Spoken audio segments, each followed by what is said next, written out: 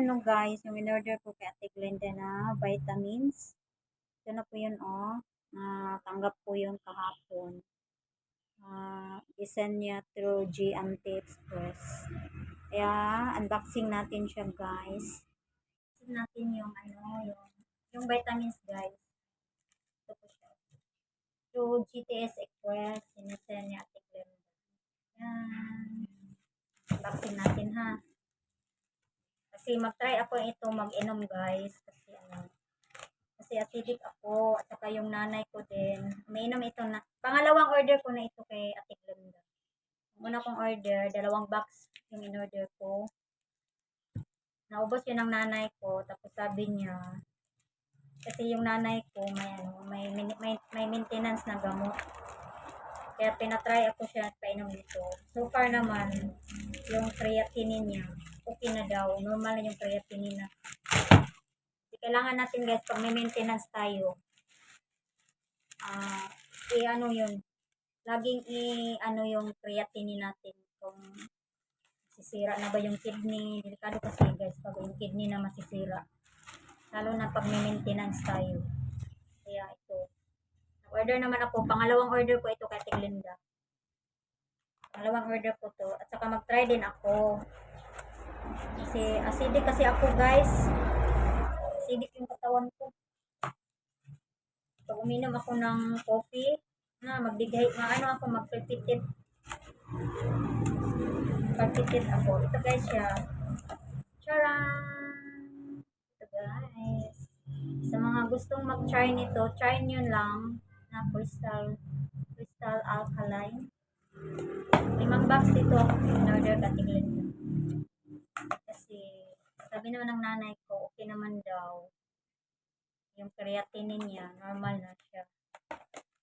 Kaya, kasi every month, pinapacheck namin yung creatinine ng nanay ko. Kasi may kasi siya, may maintenance. Dahil sa sakit niya. Meron siyang meron akong guys. Kasi pangalawang order ko na to. May na ko nito. Meron akong bag. Meron akong guys. May free na bag. Saka ano to? Meron akong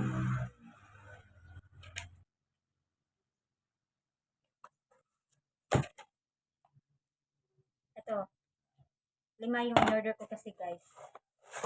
Kasi mag-try ako ng basahin ko to, anong nito anong nakapagamot nitong ito dami pala siya sa kidney stone, diabetes, acute gouty arthritis, diabetes, pag may migraine ka, Bill, try mo to Bill, baka migraine, at saka goiter. Dami pala itong gamot na mahihil. Daman dito acidity. Isa ito sa 6. Ito na isa yung to. 1 to 2 capsule 3 times a day. Ito yung inuman ko, 2 capsule 3 times a day. 1 to 2 capsule.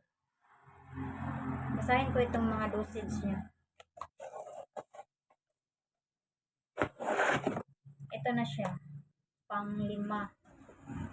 Salamat ito Ate Glenda sa pagpapadala nito.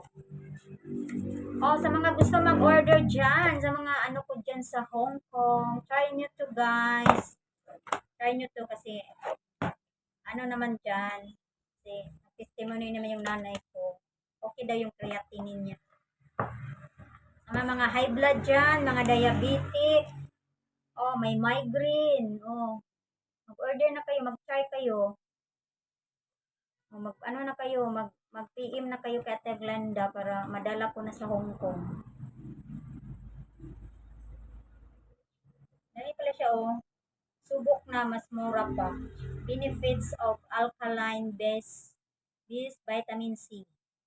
Sodium ascorbate alkaline means it's non-acidic, 100% extra strength, boosts your immune system, supports energy yielding metabolism, stays from 12 to 14 hours in the body.